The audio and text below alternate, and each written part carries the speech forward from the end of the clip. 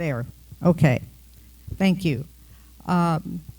You'll be listening to our lands, our cultures. It will spotlight tribal resilience, restoration, and connection to place. My name is Joanne Cattell. I'm co-chair of View the Future and also a proud honorary member of the Siuslaw, Umpqua, and Siuslaw tribe. I want to thank View the Future, our board, our directors, our volunteers, our executive director for co-sponsoring this event. I want to thank Yachats for Social Justice, who have always been helping us with our presentations, and call out to Mike LeBear for doing the impossible, problem-solving tech problems. I'd like to thank the Chamber of Commerce also for helping to publicize this event, and also call out to Sandy White, Jess Badger, and Drew Caldwell for the refreshments and cookies.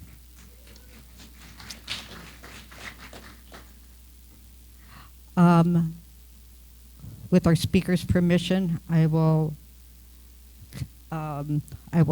say the land acknowledgement that's been supervised by Robert Kenta, retired Cultural Resources Director and current Tribal Council member of the Siletz tribe, and also the Cultural Committee of the Siuslaw, Umpqua, and Siuslaw tribe. This area, now called Yachats, is the homeland of the Yachats villages of the Alsatian-speaking people who lived here sustainably from time immemorial. The name comes from Yach, which means to go, and Yachats, which means a place at the end of the road or trail. In the late 1700s to early 1800s, diseases introduced by Euro-Americans killed many of the coastal tribal people, including the LC people. Violence, battles, and massacres became commonplace. Survivors were pressed into signing treaties from 1851 to 55 to live on a shared reservation with many other tribes. The 1.1 million acre coast or Siletz reservation was created in 1855 by President Franklin Pierce and intended to become a new homeland. Tribal peoples throughout western Oregon were forcibly rounded up, shipped, and marched to this new reservation. It was run like a prison camp. Many died on these trails of tears. In 1860, the Siuslaw Umpqua people were forcibly marched barefoot from their homelands to the LC sub-agency, now the location of Yachats, which was under the auspices of the larger reservation. In 1865 and 1875, the reservation was robbed of 900 acres of its treaty-guaranteed territory. The lands and resources were stolen, and treaties were violated by the U.S. government with absolutely no compensation. U.S. genocidal policies allowed the imposition of horrific treatment at all the prison camps, resulting in many people dying of starvation, exposure, disease, beatings, and depression of spirit. These truths include the documentation of a blind Coos woman, Amanda, forcibly taken from her daughter and marched barefoot 80 miles north to the prison camp that is now Yachats. Amanda fell numerous times climbing over the basalt at the base of Cape Perpetua, leaving a significant trail of blood. Despite generations of oppressive policies and cultural genocide, through 9 federally recognized tribes in Oregon, their descendants, through perseverance, are successfully restoring their communities, rebuilding their traditions, and continuing to fight for recognition and protection of their rights. Locally, the Amanda and Yachats trails are solemn and spiritual trails that are a reminder in perpetuity. Now I'd like to introduce to you our featured speakers. Jesse Beers is an enrolled citizen and Cultural Stewardship Manager of the Confederated Tribes of the Coos, Lower Umpqua, and Siuslaw Indians. For more than 15 years, Jesse has worked to integrate traditional ecological knowledge into restoration projects across the region.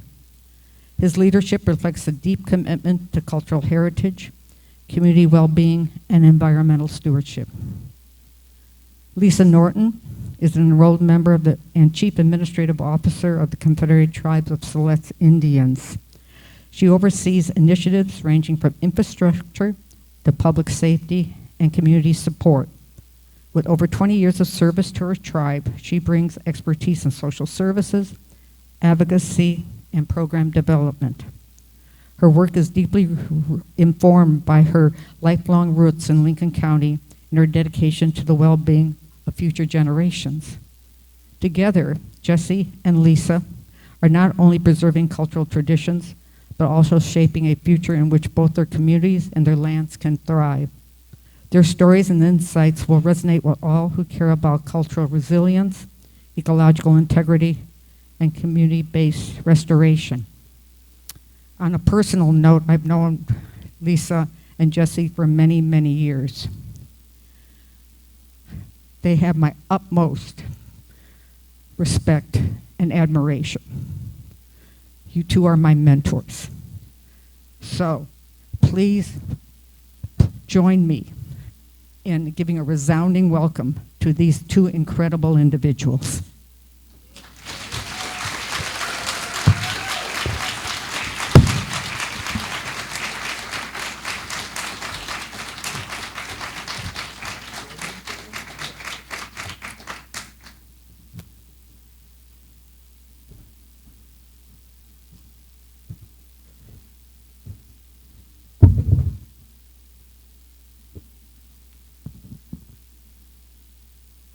And that's all the time we have today. Thank you for coming.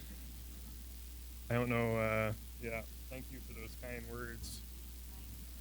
Thank you for those kind words.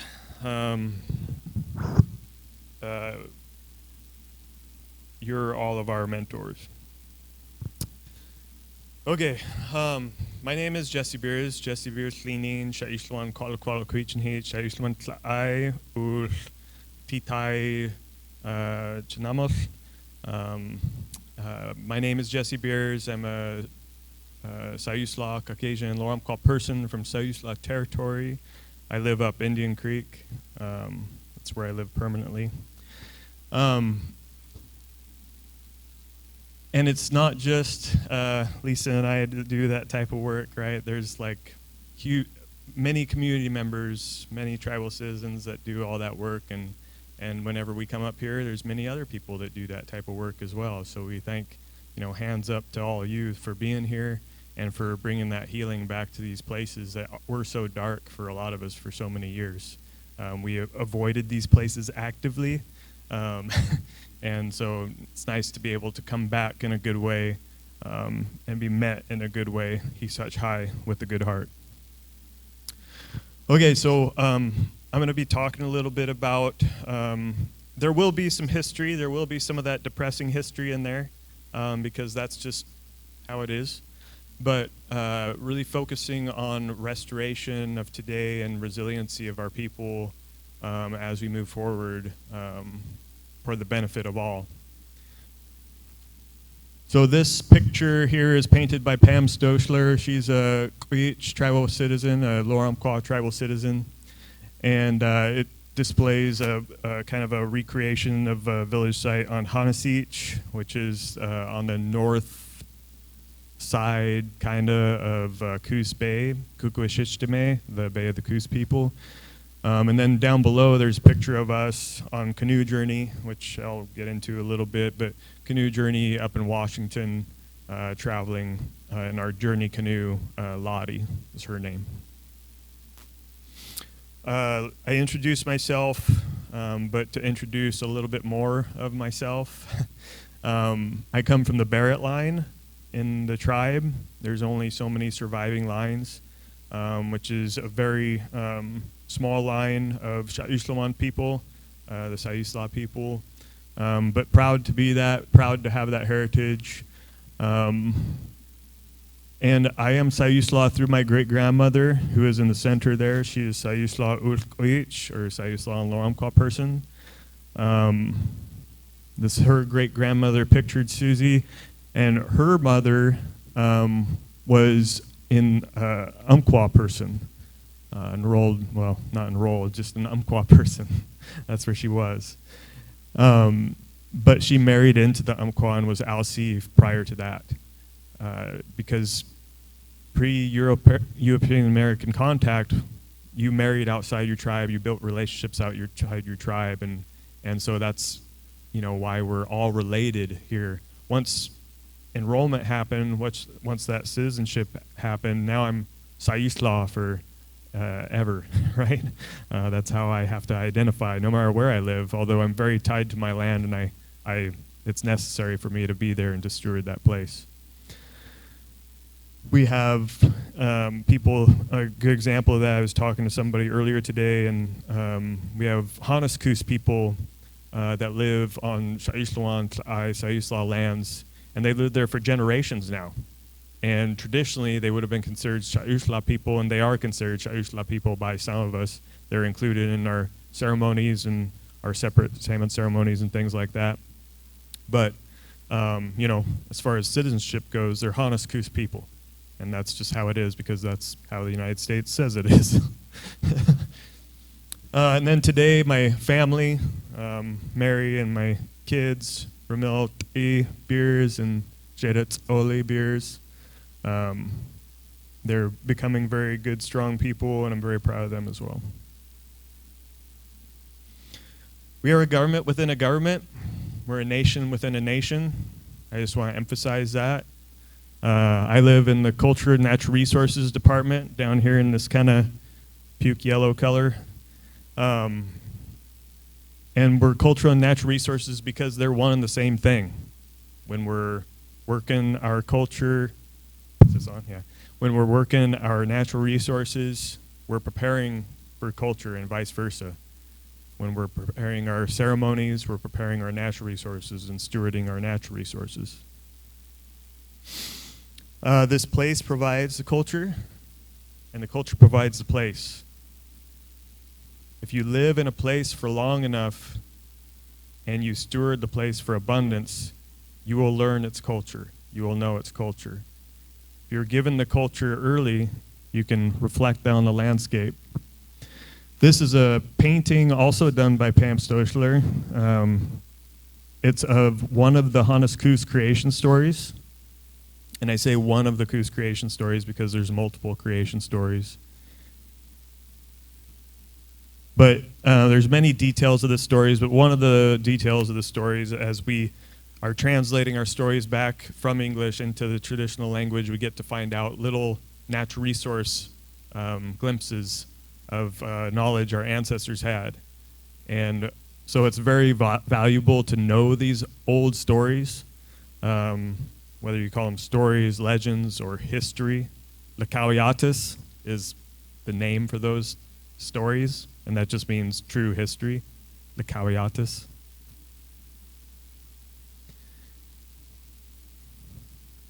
So a little introduction into the place where I'm from.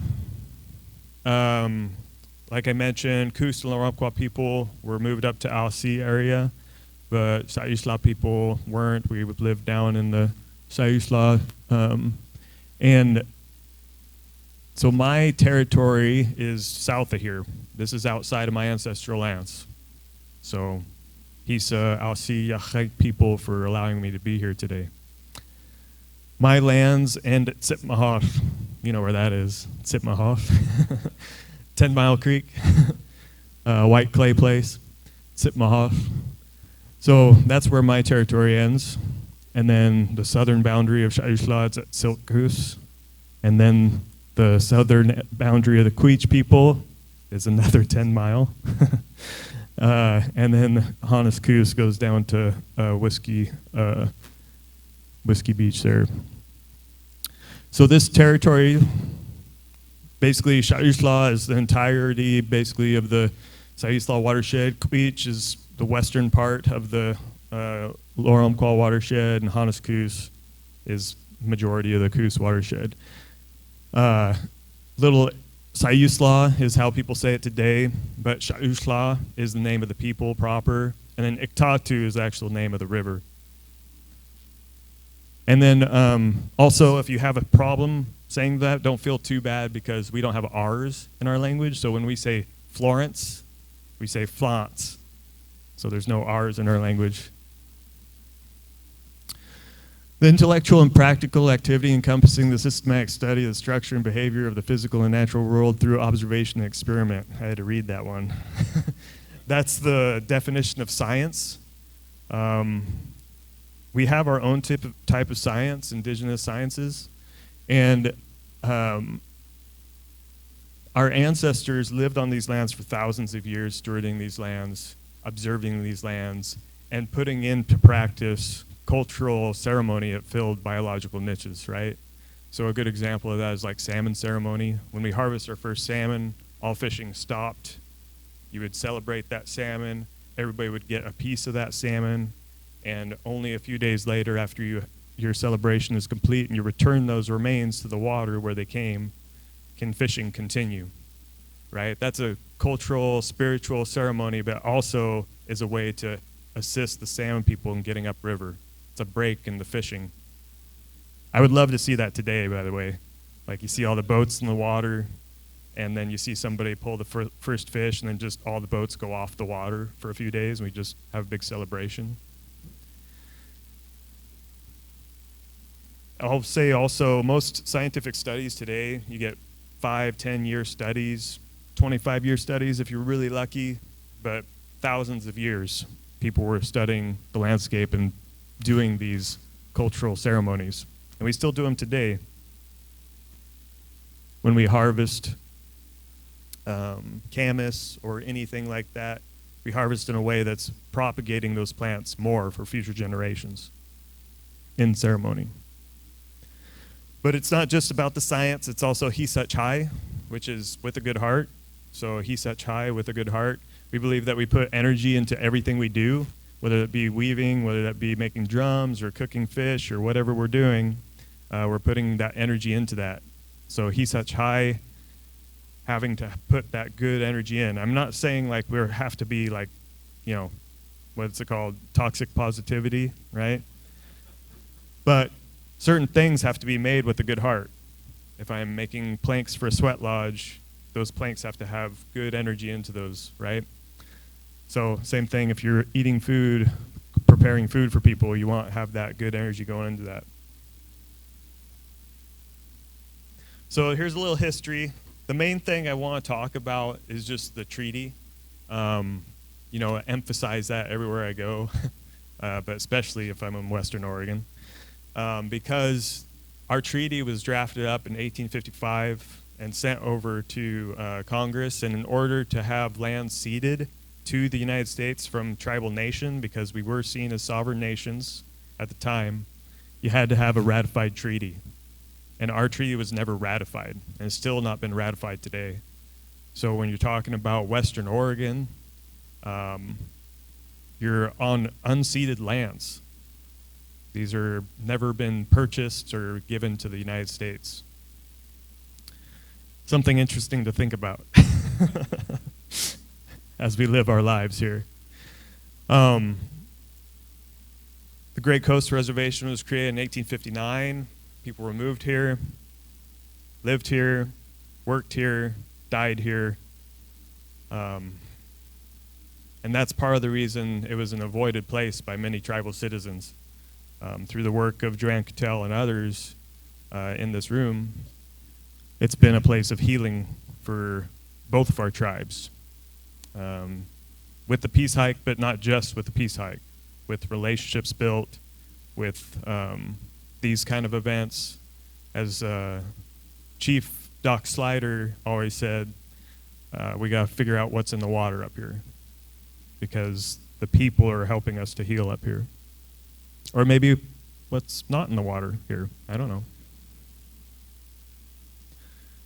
I would be remiss if I didn't mention the boarding school is a very powerful time. This is a picture at Carlisle. If you know where Carlisle boarding school was, it's in Pennsylvania. And you might think, why the heck is he bringing up a boarding school in Pennsylvania? And that's because we have people that were sent to this boarding school. I had the opportunity a few years back to go with a family to bring back remains of a family member that was sent over there. This is that same building in the background. We brought their remains back, and we put them next to their family in the tribal cemetery in near Florence. But I love this picture because these girls are showing resilience. These girls are showing survival and strength through that, right? In a time when you're not supposed to show compassion or love for each other, they're holding each other's hand, and I think that's pretty beautiful. So after that time, or during that time, our tribe became a government. 1916, we formed our government, the Confederated Tribes of Coos, Umpqua, Siuslaw Indians. It's probably a little, we had our 41st restoration yesterday, and you're like, those numbers don't match up. That's because in 1954, termination happened, where the federal government decided that Western Oregon tribes were no longer recognized by the federal government as nations and terminated us. That could have something to do with the fact that they never ratified the treaty and we had legal stake to the western portion of Oregon, but who knows? So in 1984, we were restored. And every tribe has their own story, their own history. There's a lot of similarities, and there's some differences. But 84 was our restoration, and these people and many others worked to get that accomplished. And since that time, we've worked really hard to live up to our Constitution that was made at that time. In our Constitution, one of the highlighted places here, it says in the preamble to perpetuate our unique identity as Indians and as members of the Confederated Tribes, the Coos, Umpqua, and Siuslaw Indians, and to promote and protect that identity. That's my job. That's what I get paid to do. I get paid to protect that identity, and we do that through stewardship of our lands, waters, and our culture. These are pictures of some of the many hands in our department. We do that with our partners around us, right? Because I didn't mention it, but during those reservation years, before those reservation years, after those reservation years, approximately 90% of our population went down. And so every single one of those people were land managers. Every single one of those people were stewards of the land. If you're a basket weaver, you better believe you're a land manager. You're out there utilizing fire, you're out there cultivating the soils, you're out there harvesting materials, you're drying those materials, you're cultivating and stewarding those lands and waters. Every single one of those people was land stewards, land managers. And so we lost a huge amount of our population. And so today, because of the non-ratified treaty and also just because of how our culture is, we're tied to our lands. We have that connection to that place, and we have to steward that place. And we do it with our partners. We inform our partners, government-to-government consultation, cooperative management agreements, however we have to do it, but we try to manage our lands the way we see that they need to be managed for abundance for future generations.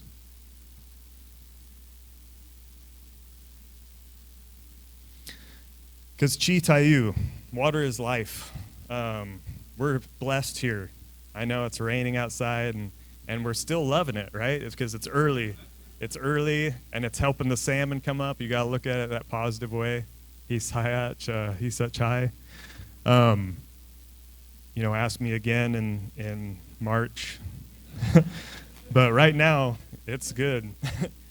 So Chi Tayu, water is life, and we gotta remain thankful for that water all through the winter months and sometimes the summer months, because that's what brings so much beauty to our area and so much abundance to our area. That and good stewardship. So water doesn't just breed diversity in life, it also breeds diversity in language, right? So if you went up and down the coast here traditionally, you would need to know multiple different languages. If you went from here, Yachats, down to Siuslaw, you would need to learn that language. Same down south. If you went east, you'd have to learn a different language. all these different areas are not just languages, those are language families.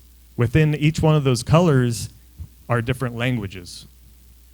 So you have Yokoina Alcian, that's one language. Siuslaw Indians, that's another language. Hanas Coos, one language. Milit Coos, different language. Then you get into the Athabascan, the Nisqually people, completely different language family. So as you move around, you would need to know different languages. There are head people that were wealthy people. There are speakers that would tell you how to communicate with other people. And also many people were just multilingual. That's just how people lived.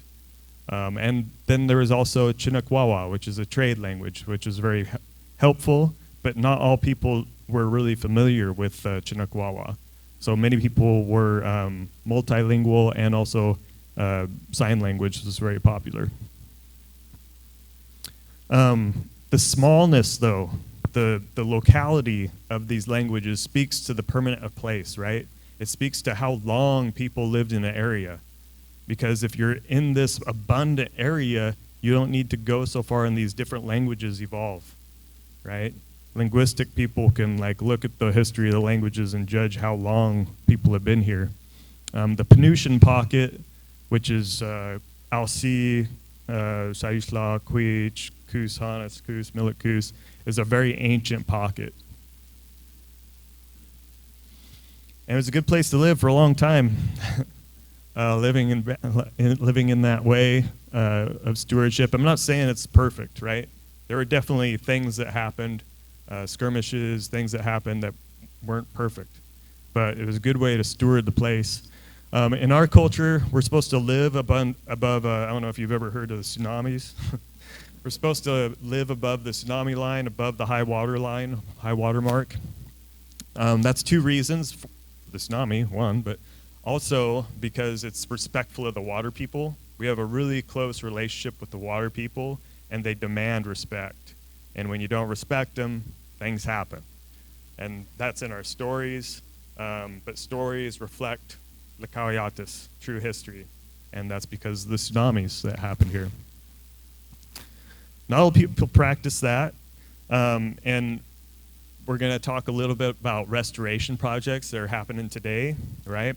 So we have our traditional ways of living, we have our histories, we have our way of bringing those histories, those cultures back, and we also have to manage our lands in a good way so that culture can survive and thrive into the future.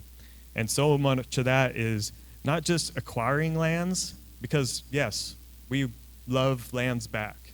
But whether we own lands or not, by title or fee or trust lands, it's important for us to maintain access to lands and waters and to restore those lands and waters so that they're producing for not just us, but all the water people and the land people, right?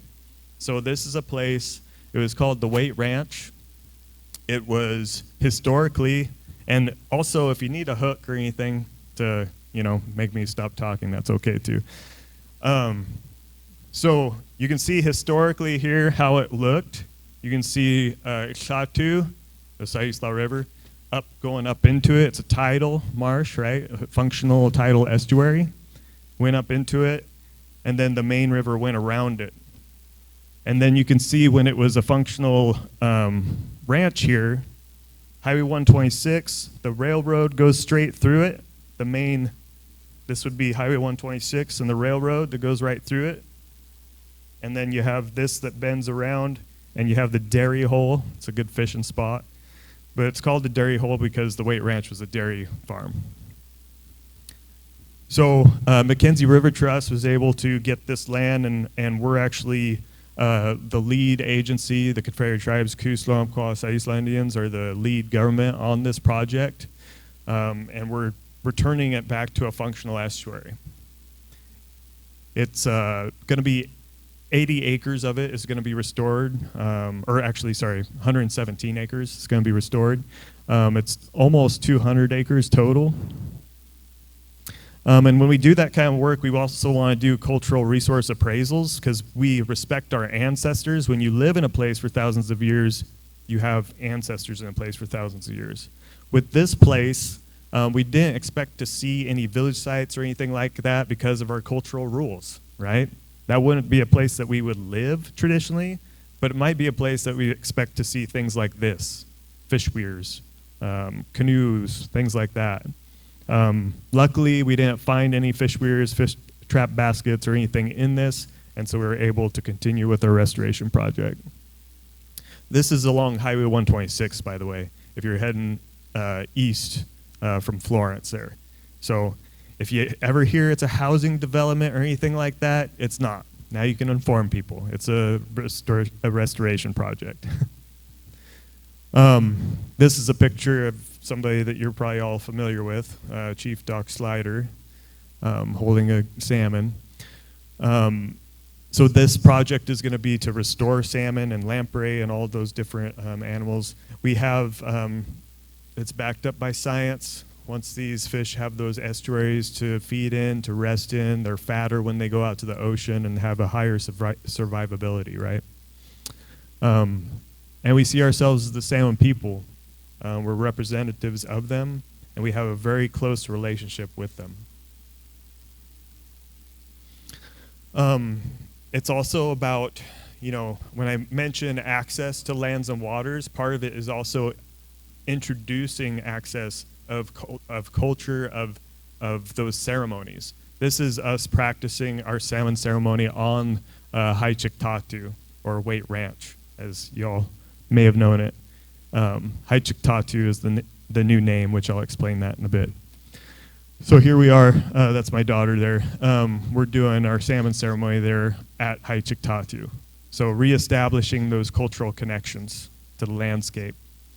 Once it's all restored, we'll also be able to reintroduce more tule, cattail, be able to have gatherings there of those materials and put the seed out and do weaving activities there as well. Lucky for us, we have a pretty good survey of what it looked like before the dairy as far as plants go. It was a nice crabapple bog, spruce, lots of different materials, weaving materials, but the focus really being how big of an area of crabapples it had on it. So we're looking forward to reproducing that and being able to harvest there.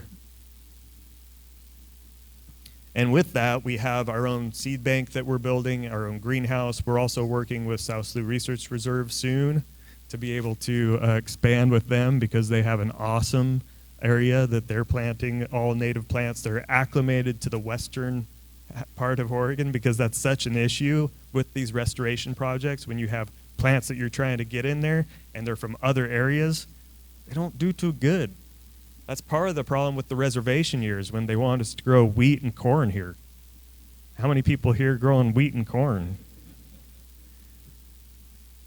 So we're doing that, and we're looking forward to getting those foods and those items in the ground. A couple different types of restoration. We call it living memory. So that's where you have these documents that you can go off of and reestablish those things.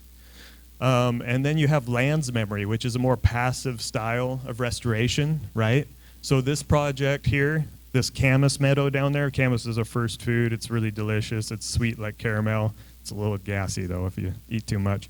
But it's really good. And so this place was also a cattle area, and the animals were pulled off, and we knew it was an area that was a trade area between Kalpuya and Siuslaw people, or Kalpuya and Siuslaw people. But we thought the camas was no longer here. And once the animals got pulled off, that camas just came back. So that's land's memory, where the memory of the land holds the richness of the past. And we also really try to include the youth.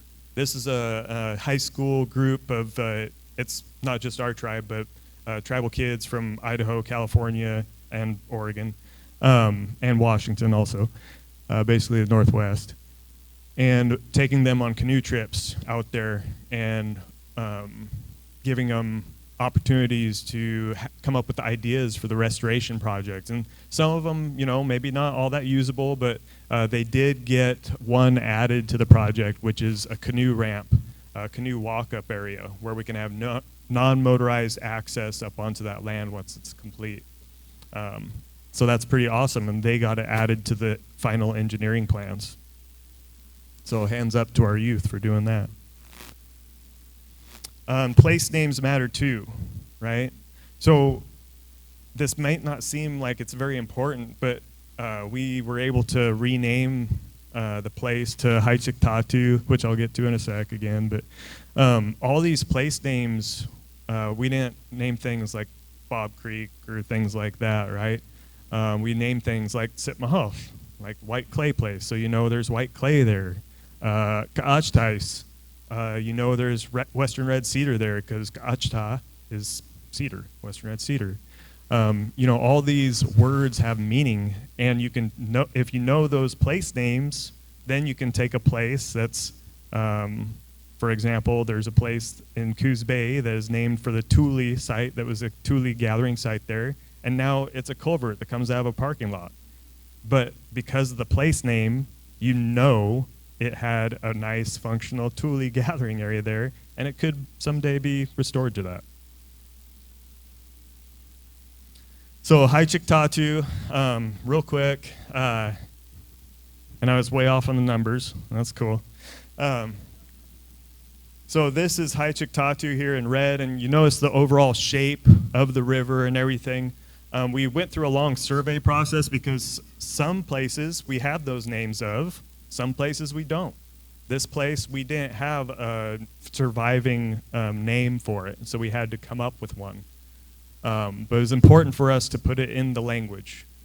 So we put it out to the community, and it means the heart of the river, basically, is what it means. And that's because of our canoe culture. So it kind of looks like an Aludak canoe neck. And when we have an Aludak canoe, we have a place that we keep that the eagle feathers protect that is representative of the heart of the canoe. It's where the heart of the wood is, heart of the tree. And so that place is kept sacred, kept safe. If that breaks off, then you're supposed to put that canoe to rest, and you're not supposed to use it anymore. But yeah, not going to get too deep into canoe culture. So there it may be easier to see how it kind of reflects that.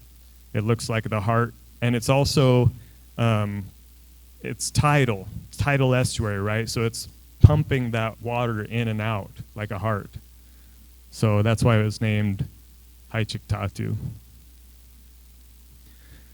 So that's what it looked like before. The last working season, this was last summer, that's what it looks like.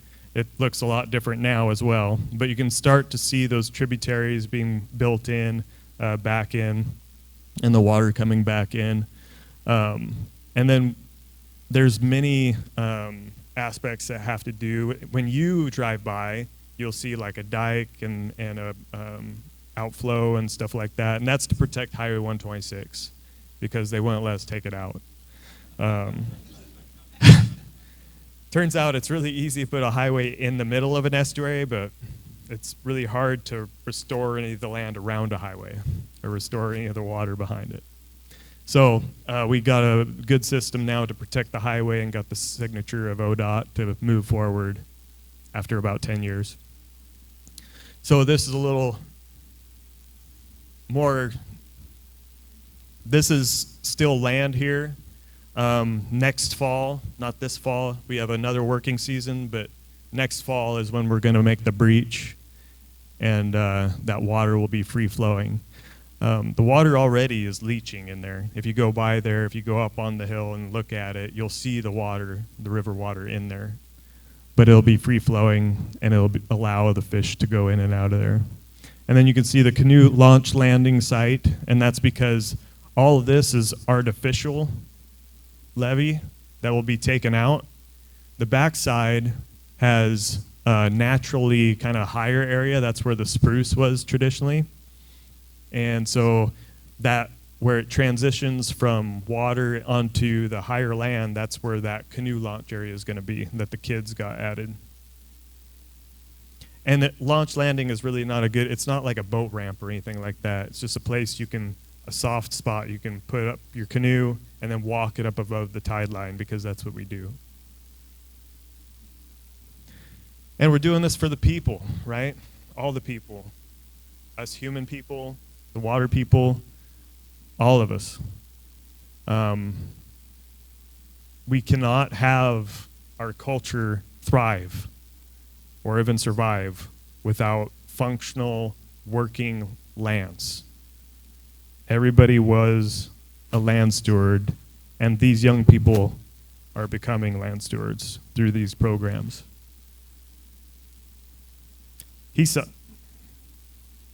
Louis, Mossy, all the thank yous, and I think it's your turn to be up here.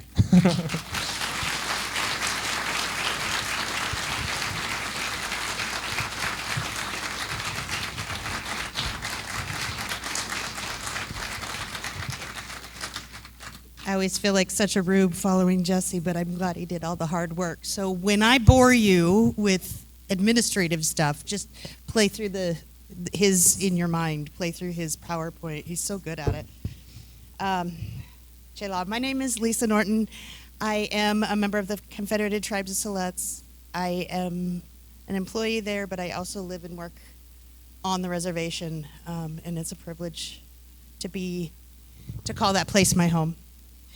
I am of the Joshua Band of the Tututni people, and that is hugely matrilineal, and I'm also the oldest daughter of the oldest daughter of the oldest daughter of the oldest daughter, so don't mess with me.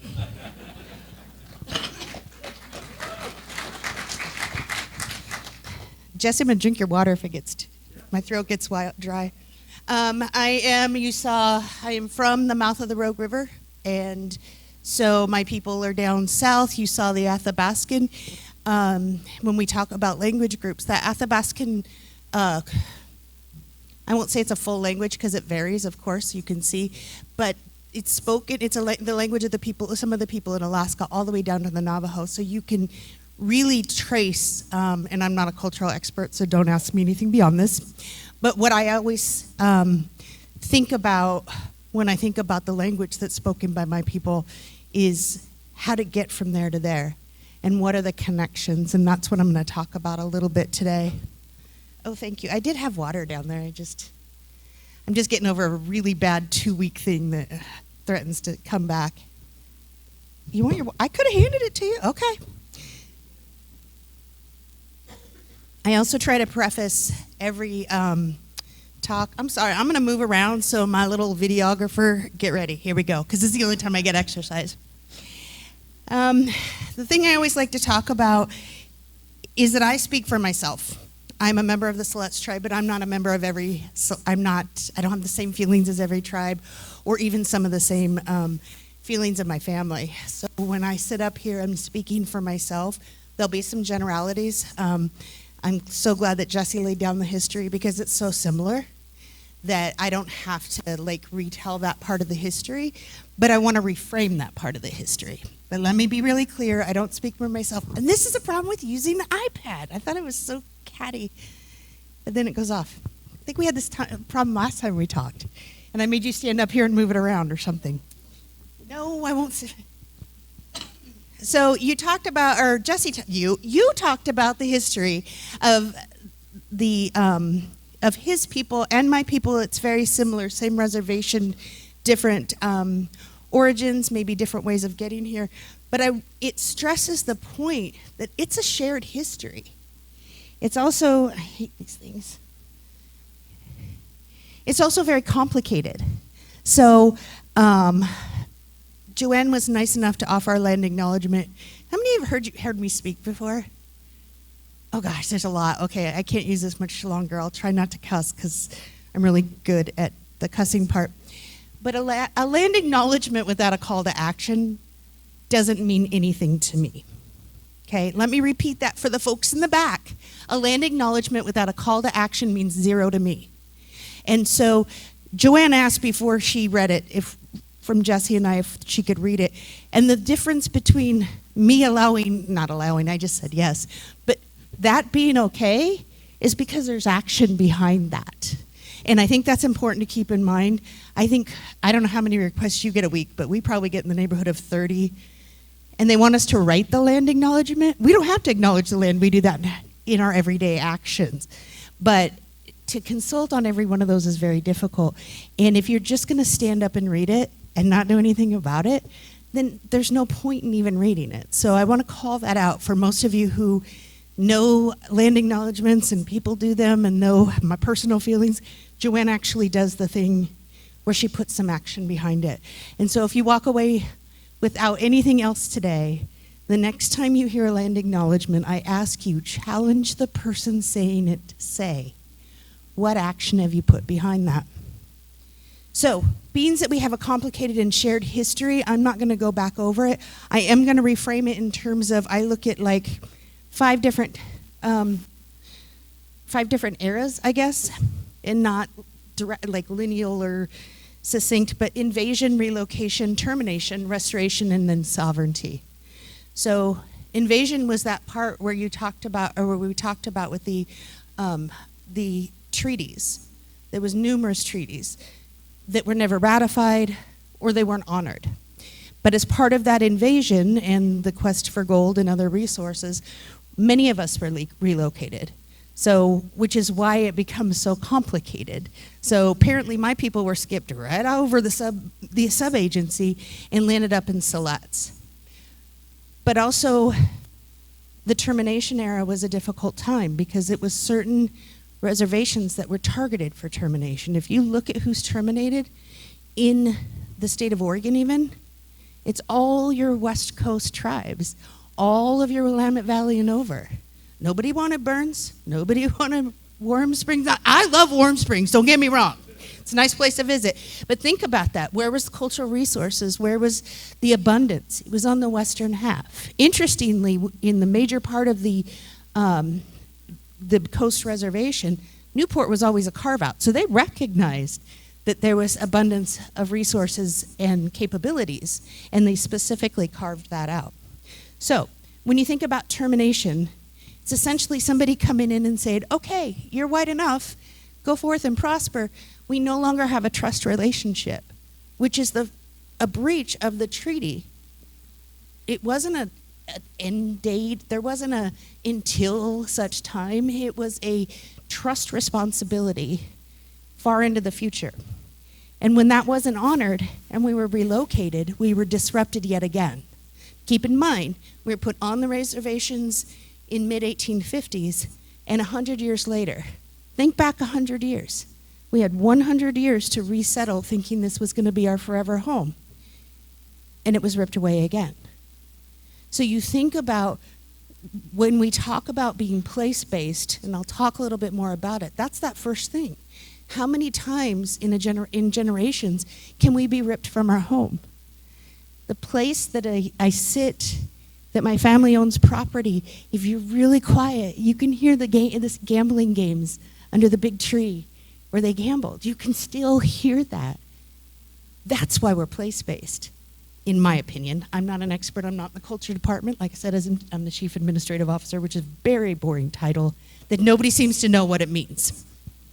But if you think about I think I hear it a lot, especially with, I'm trying not to get political, with current administrations. I'm just going to up and leave. Well, that's fine. But my ancestors are buried here. My kids were raised here.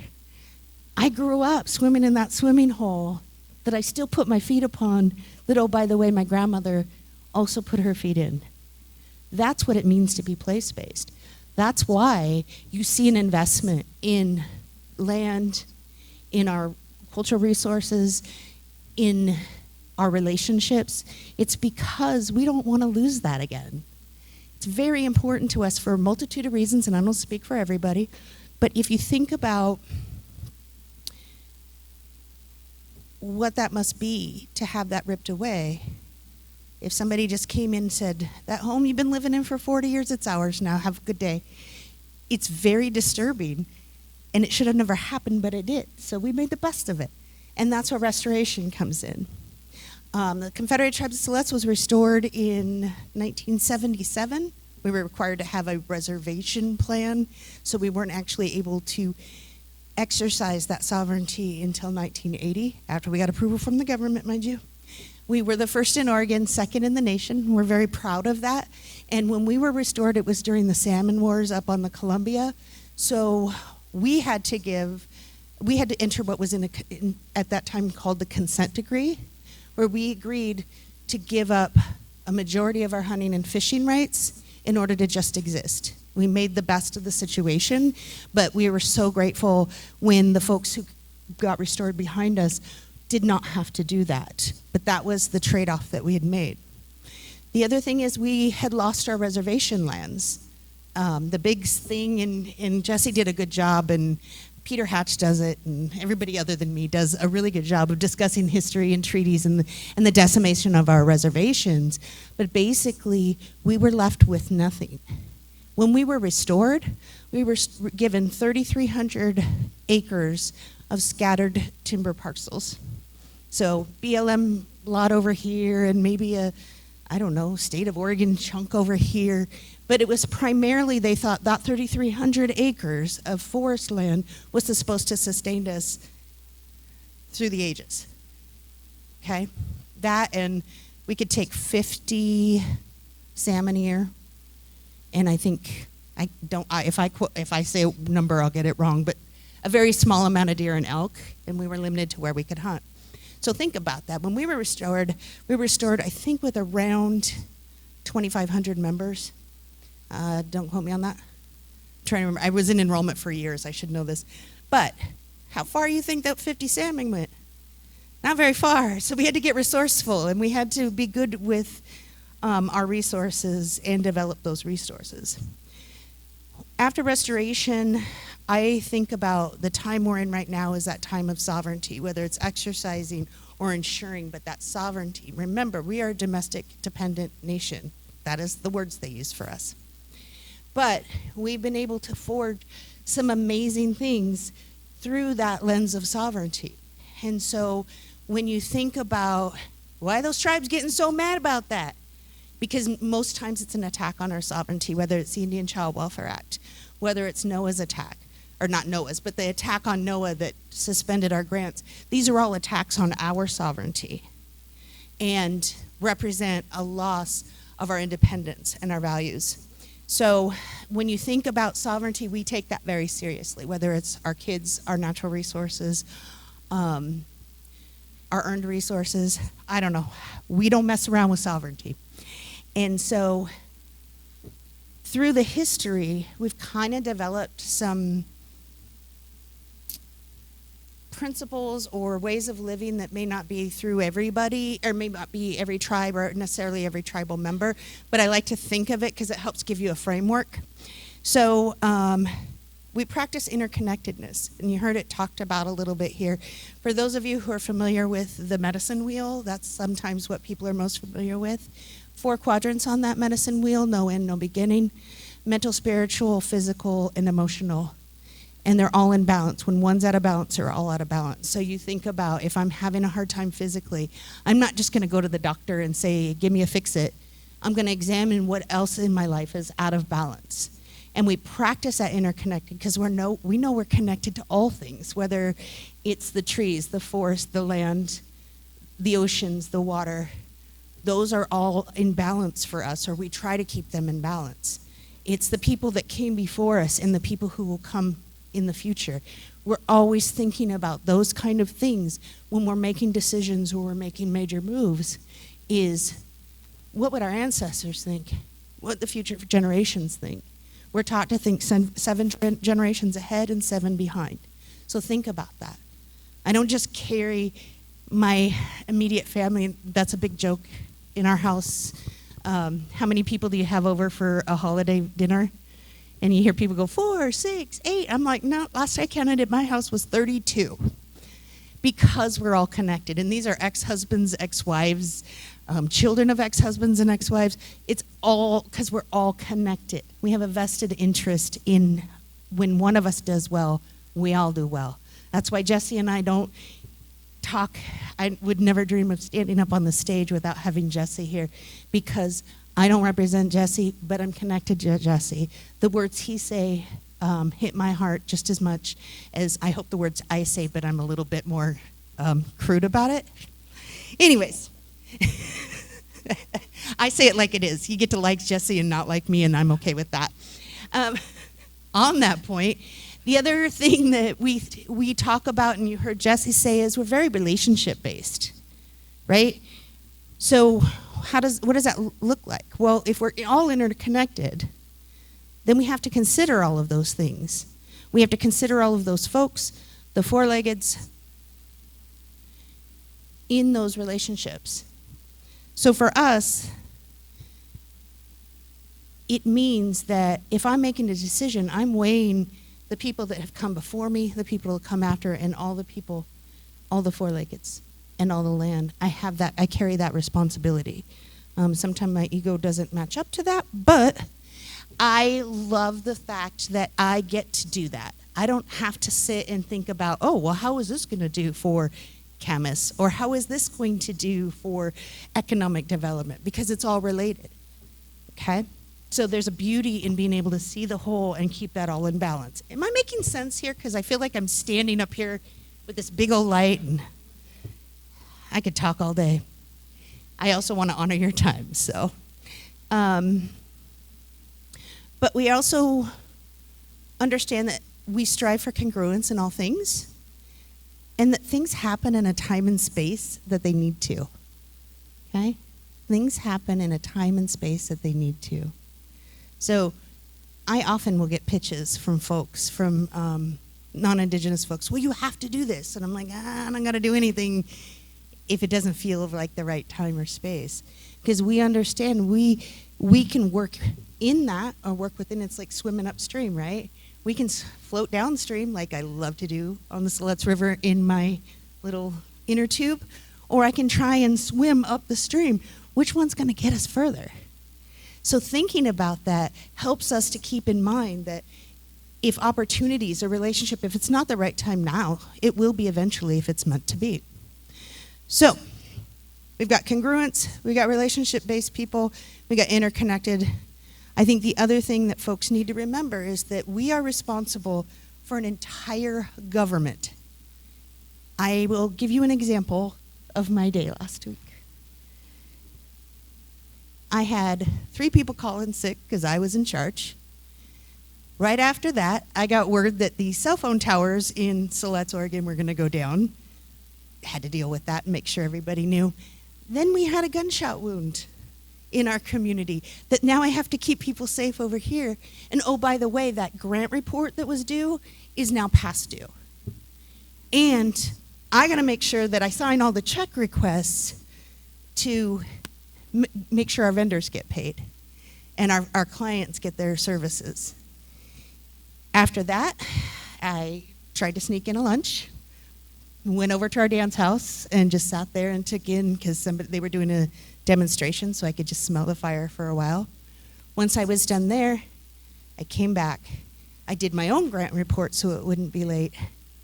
And then I worked with an individual who was struggling in their workplace. How many of you deal with that type of variety? It's a blessing and a curse.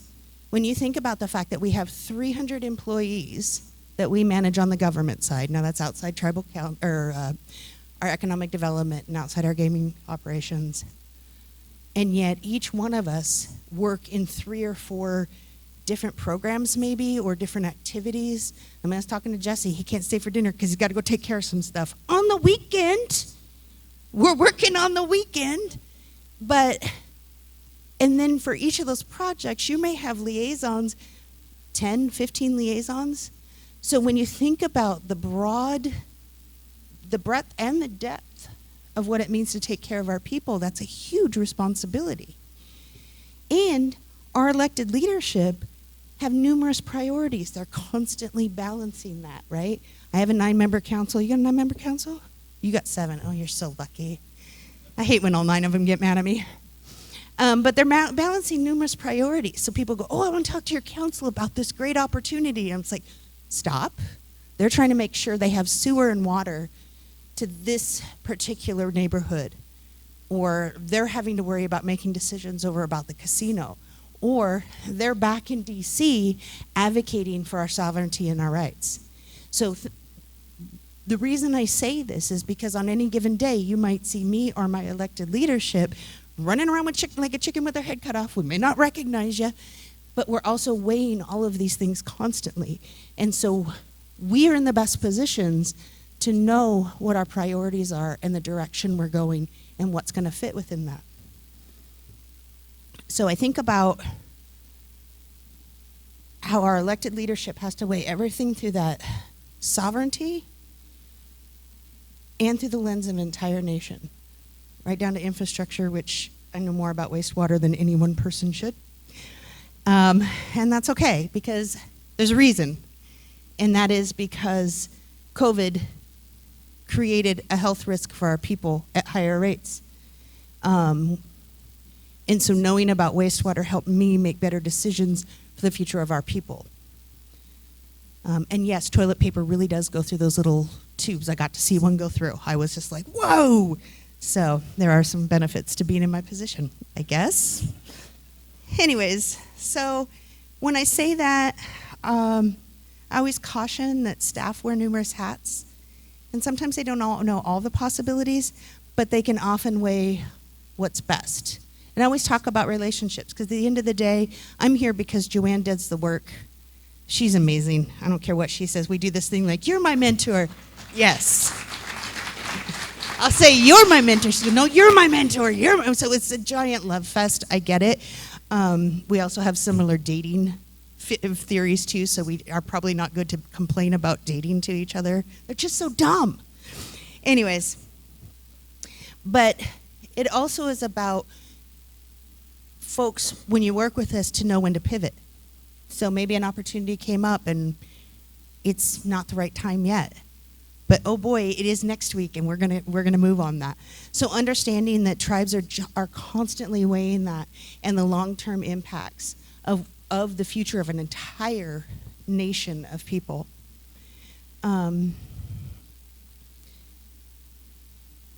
So what's the so what? I came at this because I'm boring, not like Jesse, but I came at this because I know what speaks to me, and I know many of you in this room, we've had conversations, and so why should you care how tribes operate or what that looks like? But I think they're useful reminders for all of us in how we walk in the world, and maybe it's something, I don't know, maybe there's a nugget there. Don't tell me if there isn't, just nod your head yes. I think importantly, relationships are built over time and are the basis of any partnership. Okay? So think about that. How many of you who have jobs, and who work in the world, and you sign your name with all the letters behind it? Or I have a few letters behind my name, but it's not about that. Or you start with, my name's Lisa Norton, I'm the chief administrator. See, I don't even know what my own title is. I'm the chief administrative officer. No, I'm not. I'm a tribal member. My title is what I do for work. But who I am as a person is going to be more important to you, if you're going to work with me on a project or anything, than what my title is. Okay? The only time I pull that title out is when I need to whip some people into shape. So think about how you build partnerships with tribes over time. It's not going to happen overnight. I still haven't been invited to Jesse's house for dinner. Okay? Let's just hint, hint, hint. You may not become a best friend, but we may be able to partner on a project later. We may have mutual interests, and we may have access to different types of resources.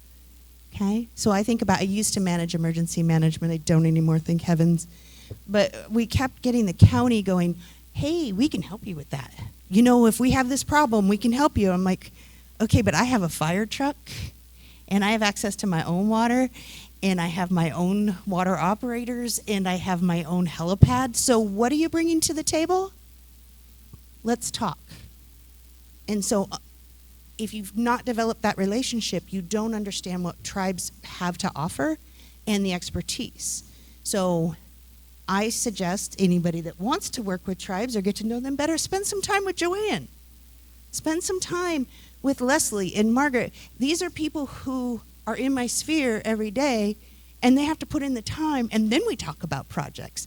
Leslie had a project for 2 years. I kept saying, not time, not time. And then we did it. And then we repeated it again this year. And this year we were able to earn over $12,000, just under $12,000 in dance competition sponsorships that different agencies sponsored or different individuals. That's $12,000 the tribe did not have to spend for their annual powwow. Could we do it? Yes. But now I get to use that $12,000 to put in new electrical or to increase the seeding or reseed the, we got a bug infestation a couple years ago. We're still fighting that. But think about that. That's how you come alongside tribes, is what can we do together? And also be ready to pivot. Invest in that relationship, not that project. Too many times I've seen people come to us with a project and it doesn't meet our needs, or it's not probably the way we would do it. So if you're investing in that partnership ahead of time, you can say, okay, what do you need? And what resources can we bring to bear? I think the other thing, and this sounds ego-driven, but it's not, so I'm going to own it. Listen to our expertise, because you'll never know the why. If I tell you it's not time yet, I'm probably not going to tell you that we're struggling with that particular employee, or that particular grant is at risk of going away, or those kind of things. I'm telling you because I'm the expert of my own community most days. But I think about, those are the beauty of building relationships, building a friendship. I'm pretty fun to hang out with too. So let me talk a little bit. Jesse highlighted some of the projects they're working on. I want to highlight some of the projects that we are working on, and then I will let you get to the question and answer, and Jesse will come running back up here to answer all the questions. One of my favorite places is Teltum Farm. We bought, in 2021, we bought a 45-acre farm with no water. We didn't know that when we bought it, but if you remember back to 2021, there were a lot of food insecurities and food chain breakdowns, and what we recognized was the only way to exercise our sovereignty and resilience was to be able to provide for that. We only farm, probably, I would say we're up to 10 acres of it now, but when we started it was only 5 acres, and we are a dry farm. The river's across the road, but we're a dry farm because we recognize that it would be a drain on our environment if we decided to plant things like corn and, I don't know, I'm not a farmer, but those things that take a lot of water. But we're also developing plants and seed banks, just as Jesse's tribe is, that are hardy and will grow in the environment. So I'm going to talk a little bit about sacred tobacco, not a lot. And this one gets my heart, so I apologize if my emotions make you uncomfortable. But I won't tell the whole story. But years ago, tobacco was grown in our valleys, and it was for ceremonial purposes. We use tobacco differently than most of society, and so, but they didn't grow there anymore for a lot of years, and through the generosity of a sister tribe, we were given these seeds with the understanding that first harvest, we give back to the next tribe and the next tribe, so we could perpetuate and propagate this sacred tobacco.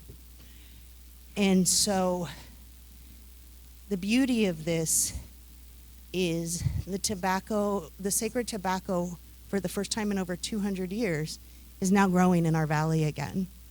Not only that, but it's never touched non-tribal hands in the growing, the harvesting, the processing, and the distribution. Think about that for a minute. The only thing I can liken it to is maybe holy water. I don't know. You don't just go to the corner store and buy your holy water. But for many of us, when we had to lay down tobacco to give thanks or to honor, we were using commercial tobacco with all of those chemicals in it.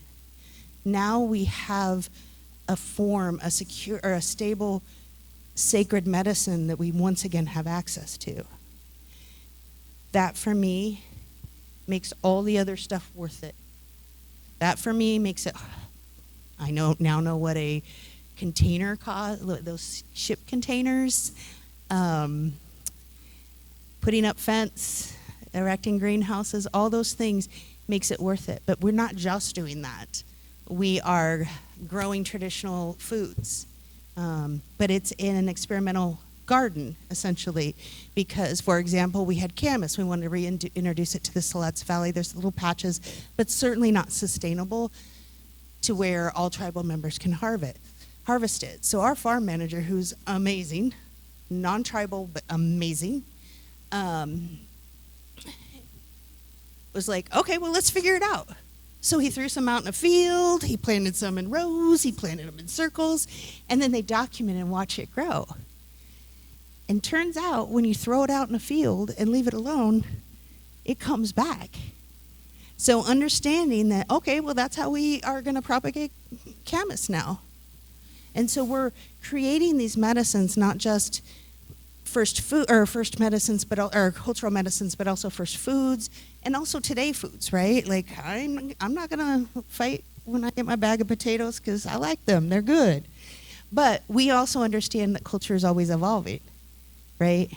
So the other story I'll tell about our farm, and then I'll shut up, is I had a group out there, and every time I get a chance to,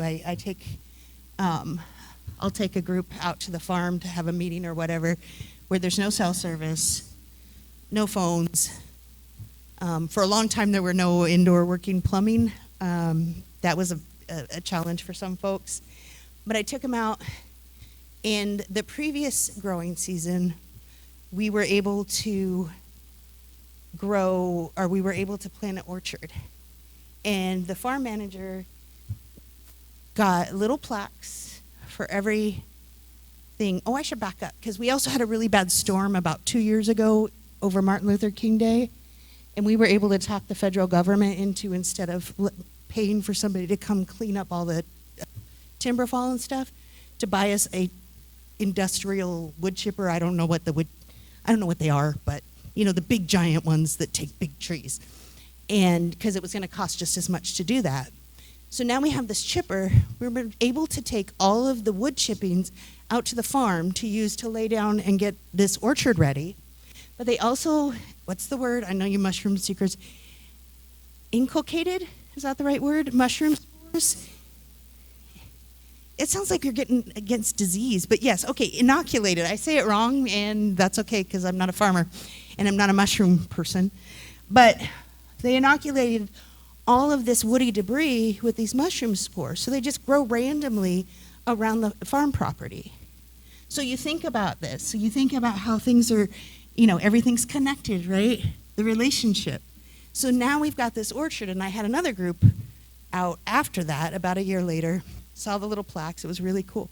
But some tribal members showed up, a family, and the farm manager says, oh, did you need produce? What'd you need? And they're like, no, we're just coming to visit our tree.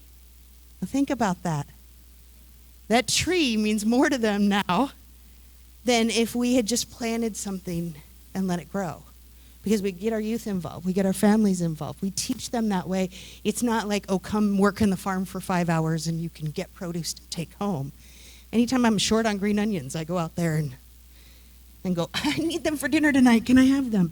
But what we're doing is reintroducing fresh produce. And if any of you who've been to Siletz, we have one store. The produce section is probably 3 by 5, and it's the bottom of the barrel, and it's expensive. So we've created access to food. What has also happened in that is that the Siletz School now has a culinary program. They come out, they harvest the produce, they use it in their cooking, and then will serve it back to us or to other people. Saves them money, gives them experience, but it also creates another connection. You see how these are building on each other?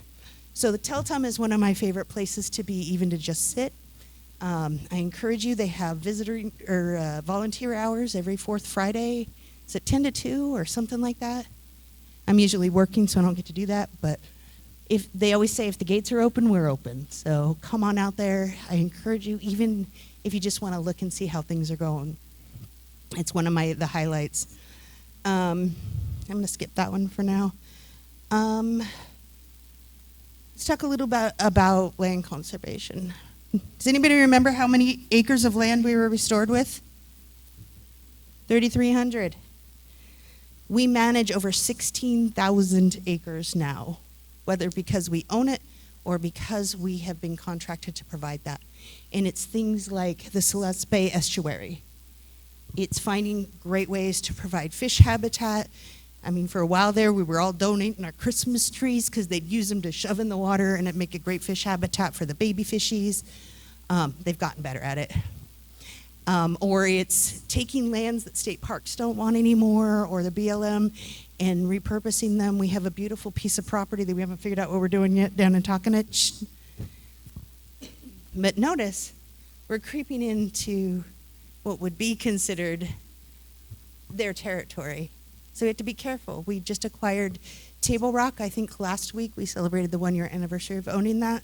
The significance of that is, I don't know if you know Table Rock, is it Mountain? I don't know, Medford something. But Table Rock is where those original 1855, one of the sites where those were signed, that treaty. So that place that was a bad thing that we historically hid from, we now welcome and start healing from. So when you think about conservation and resilience and how those look, it's doing exactly what we're talking about, or what Joanne's talking about, is taking these places, healing the land, and at the same time we're healing our people. We're engaging them in that. And that's important to us. I thought it was interesting that you talked about the Waite Ranch. Is that what it was originally called? We bought kind of the western half, just outside the Siletz city boundaries. Beautiful 1.5 miles of riverfront property, just under 700 acres. It's called the High Ranch.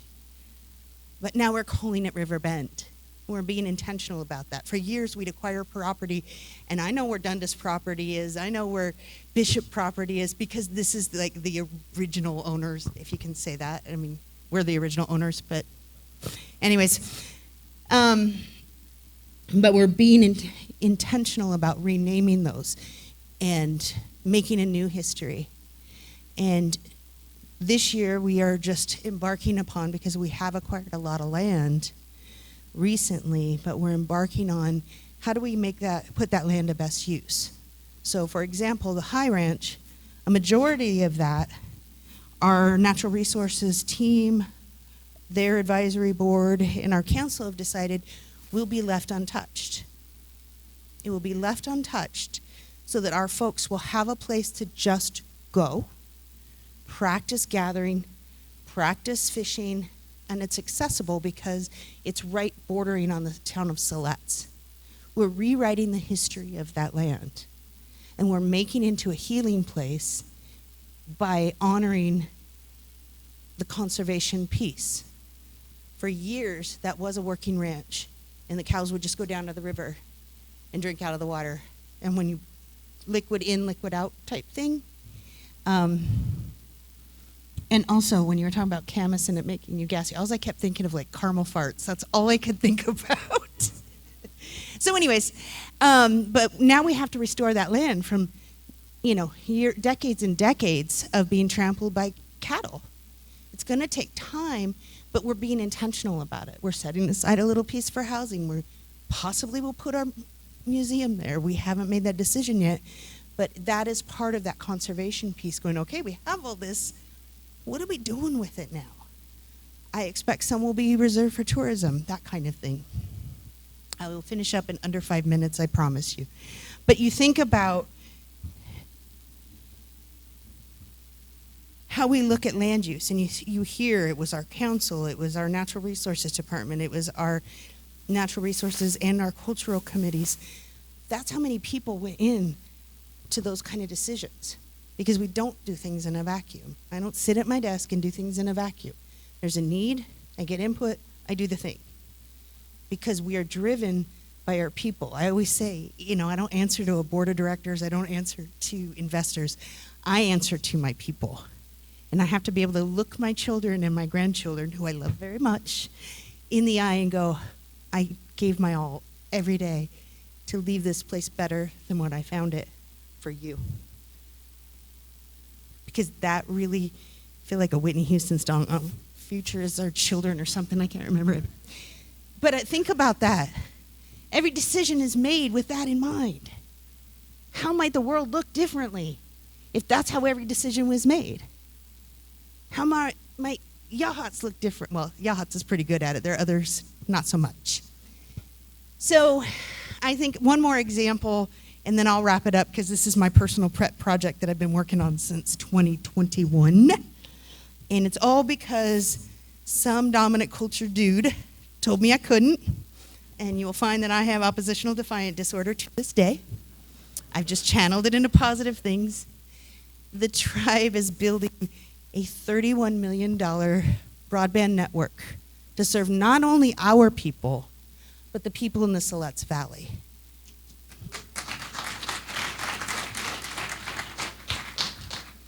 And that's all before, I got this money all before even putting a shovel in the ground. But what it was is I watched my sister decide during COVID which of her kids got to go to school that day because they didn't have enough broadband network, or they didn't have enough bandwidth. I watched our employees struggle because many of them lived outside where broadband was available, and in order to keep them safe, we needed to send them home, but they couldn't work with us if they didn't have broadband access. I'm not looking to make money. I'm looking for it to be sustainable. But that decision was made with the understanding that in today's society, in modern society, broadband is a utility. It's a necessity. And if you look at the outcomes, the poor outcomes for kiddos, and it just gets worse as they get older without access to technology, they get further and further behind. So with that in mind, I said, okay, let's do a feasibility analysis. Let's see if it'll happen. Because I tell you what, I have broadband access, but mine's $160 a month, and that's the beginning plan. My sister with 3 kids can't afford that. I'm blessed. I live alone. But with that in mind, we found out it was feasible. It's doable. And when we did a community survey, and I had elders, not tribal, but it didn't matter to me, call me and say, I just had to let go of my phone because I couldn't afford it. When are you bringing broadband? I need it. There's no urgency like having an elder call you and say, I had to give up this, and I need this, to get you to get off your backside and get the thing done. And so for me, I hope that's a legacy I leave for my children and my grandchildren, is that not only are we excelling in culture and sovereignty, but we're stepping into the future, and we're doing it in a way that is sustainable, is healthy, and will make me sleep at night because I feel good about what I've accomplished. Thank you.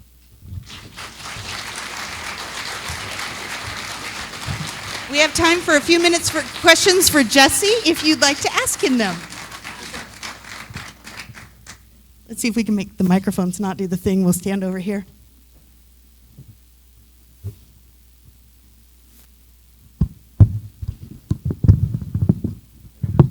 Maybe we took care of it all. Oh, great. Yeah. Very interested in the estuarine recovery saltwater area at Waite Ranch. Was that it?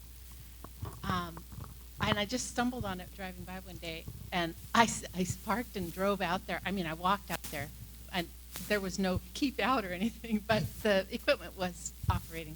They have you on camera. I'm very tickled about having access to that in the future. I hope we can walk out there and go birding and painting and whatnot. Any idea when? Well, yeah, so 26, 27, probably 20, well, this one's hotter. 27. I think by that time, I mean, no promises, but by that time we should be able to have people comfortably on the landscape without, worrying about issues, accidents, things like that. Part of the plan, I mentioned the canoe walk on the backside, non-motorized boat walk on the backside, kayak, whatever. But also part of the plan too is the initial where you drove in there. The initial part of the plan is to have that area be big enough for like a school bus to turn around. So there will be like educational opportunities and opportunities for people to walk out there. Yeah. Having said that, there will be, past the mountain, the levee there, there will be a tributary that goes through there. So, because it's going to be a functional estuary, so it'll be like any other functional estuary where, you'll have wet feet if you walk maybe where you shouldn't. I'm still trying to find my rubber boot from when I was 6 up on the other side of Ekman Lake, where my grandmother used to take me clamming. So don't wear rubber boots. I'm missing a flip-flop in Munsell Lake. So.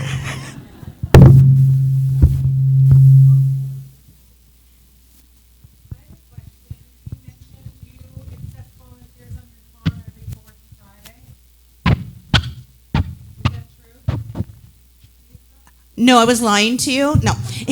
Yes, and we welcome groups if you give them a call ahead of time. But yes, we do welcome anybody to come out. You will go home with food, I promise you. I don't know how many times I've gone out there for a meeting and came home with 2 cases of tomatoes that needed to be canned that day.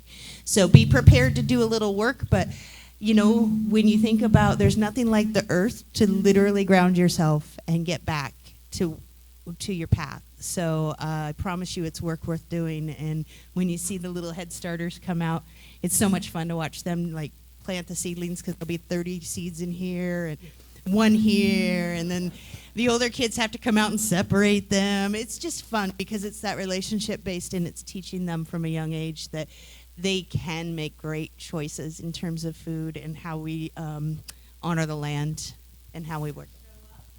Just show up. If the gate's open, they're open. Oh, yeah, there is a website. Our website is www.ctsi.nsn.us. That's his. And you just search Siletz Farm or Teltum, TEL-TVM. That was one I had to learn when I went to language class. V is not V, it's a. So, you can find out, and then there is a way to sign up for their newsletter. I think a lot of my family and friends are signed up for their newsletter, and that's a great opportunity to figure out what's going on out there, too.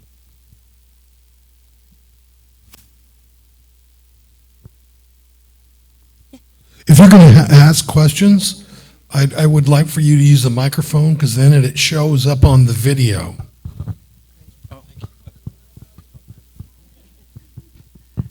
I've heard that Siletz Tribe is building a new cultural and museum. Can you just brief us a little on that exciting project?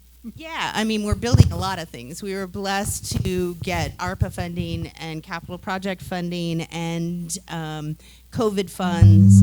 So in the last 5 years, we've been a nonstop race. We have bought the farm. We built. Did my mic go out? Oh, there we go. We built a new pharmacy.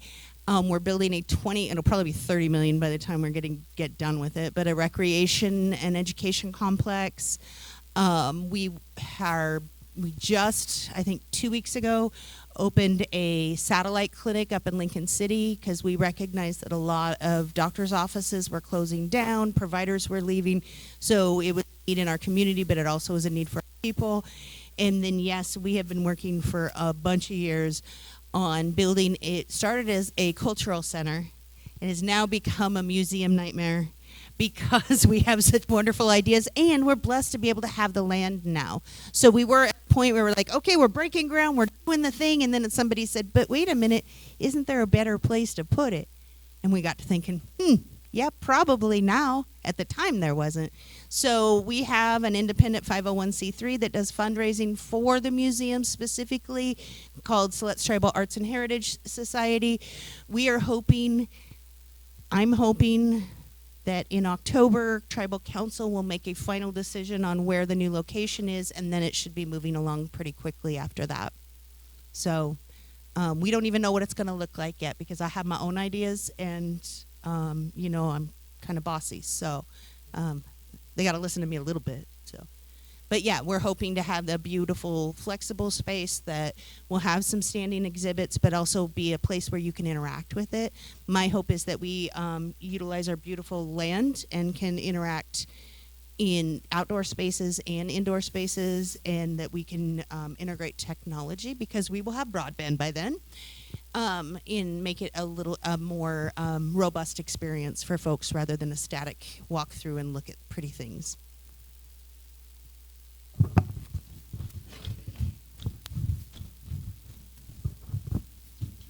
How far I should stay away. Okay. So you've already brought up the volunteer opportunity at Teltum. I guess for both of you, are there other I don't know if easy is the right word, entry points to building relationships, whether events or volunteer opportunities, that you would recommend in addition to the farm? You want me to start so you can think? Yeah. Our powwow is always the second weekend in August. Everybody is welcome. It's a beautiful time. We bring over the weekend probably 25,000 visitors. I can't say with the sister tribe sitting next to me, but we may have the best powwow grounds in Oregon. I didn't say that. We've got definitely, there's opportunities to contribute through powwow sponsorships. Head Start has volunteer opportunities. There's just a lot of things. Leslie's whacking something. Oh yeah, we do our elders woodcut about 4 times a year. You can get online our tribal newsletters, all online, all accessible. You can look at events coming up. But I think just spending time, just spending time in the community. How many have been to Siletz? Oh, normally that's not that many hands in an audience. Spend some time out there. Come to our gift shop. We've got the STAS, or our Siletz Tribal Arts Heritage Society, has a gift shop out there that go to the museum fund, and tribal artisans are there. We talk quite a bit at different places, but so there's plenty of opportunities to develop relationships, or just call and say, hey, do you want to go have lunch? Don't ask Jesse that. He's very busy. I'm not so much. But, that's kind of it, right? Or for me. You? Yeah, I don't get a lot of lunch. We don't have a lot of volunteer opportunities for folks, really. We spend money at your casino? Yeah, that. Yeah, you can go do that. I think that, on some of these restoration projects, we do partner with schools and other youth agencies, nonprofits, and things to do some invasive removal and some planting, and also native plant propagation, and we look to expand that in the future. But our capacity is, to be honest, so small. Which sounds like a oxymoron. Our capacity is so small, we don't have the opportunities to have the time to open things up for volunteerism, because volunteerism has to be supervised. But we do have a lot of youth corps programs, youth programs like that, and then also we are starting a lot of our canoe programs are actually open to tribal communities, not just our communities, but tribal communities throughout the area. So you can reach out for those. I'm not sure if they're on the website or not, but you can reach out for those if you have interest in them. We started, I just moved offices.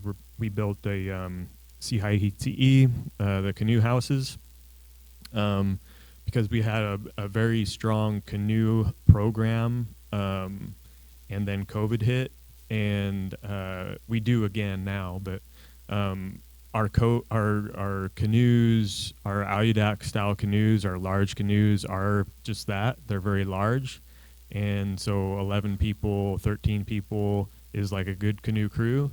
And during COVID, it was like, 3 people or something could get together, and you could have your pods or whatever, but that's not enough people to go out in our canoes.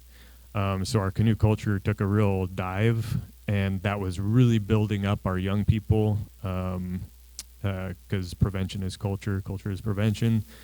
And so we decided to do the family canoe program, which we commissioned Grand Ron travel member actually to assist us in building canoes.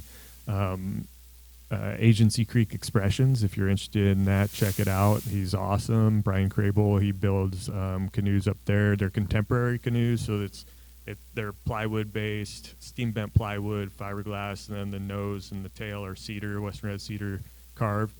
And so we're doing 12 canoes, 421 footers, 420 footers, and 424 footers, to be 7 owned by the tribe proper, to be loaned out to travel to families with training, and then 5 canoes to actually be fostered by families, and they'll actually become canoe culture stewards. So they'll need to go through our same thing that we all do as part of our Tinwa training, our steersperson training, where we are responsible for the canoes. So that includes lifeguard training, cold water training, open water lifeguard, certs, some scuba sometimes, as well as navigation, and also the ability to do what I'm doing today. When you're out there in those gorgeous canoes with the long necks and stuff, and you get people come up to you and like, nice Viking ship, or whatever, you got to be able to communicate in a friendly way. And I missed that day in did class. you miss that day? Yeah. It's like, it's not a Viking ship, stupid. Yeah,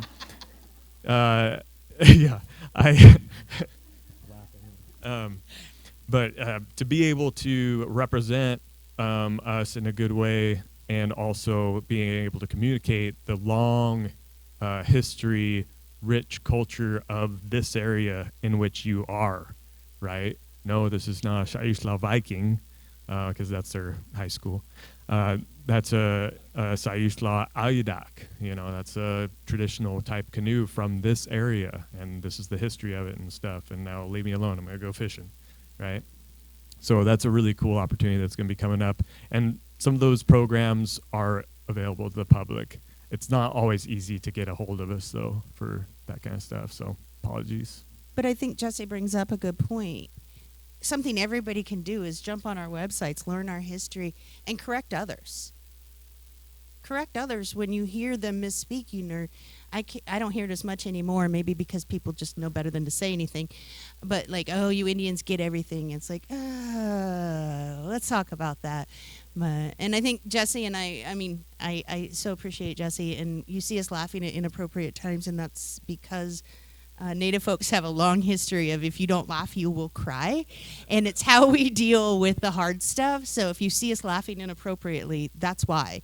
Because I'm sure it's not the first 8th or 300th time that you've heard nice Viking ship.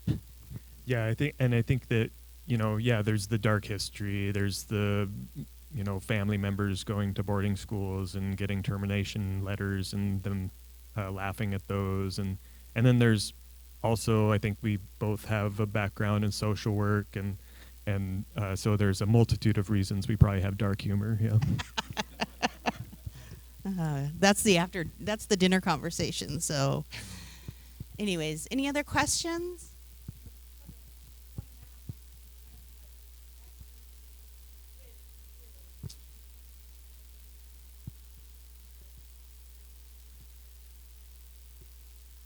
Yeah, we've done a lot of work. Was it SB 70 or 13? Sorry. See, I'm not in education either.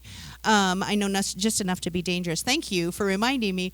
We've developed, and I'm sure you all have too, some really great curriculum used in schools at the beginning of the school year, our cultural folks used to, I'm not sure if they did this year, but they used to do open Zoom meetings for educators who are maybe struggling, but it's available to anybody. That curriculum's available to anybody, and it's some pretty amazing stuff. And it's talking about how you integrate culture or our way of walking in the world. I hate to call it culture, but I mean, that maybe that's what it is, but it's, fire cycle, it's biology, it's all the different, it's not just Native American month, which I don't believe we get anymore, I can't remember, but it's how to teach, it's how to teach all of the different subjects through an indigenous lens. So homeschoolers or educators, or even if you just want to learn a few things about how we walk in the world, or a little bit more, you're probably bored of me by now at least, but it's a great way. Thank you for reminding us. There's so much on our website, I can't remember all the things, so thank you.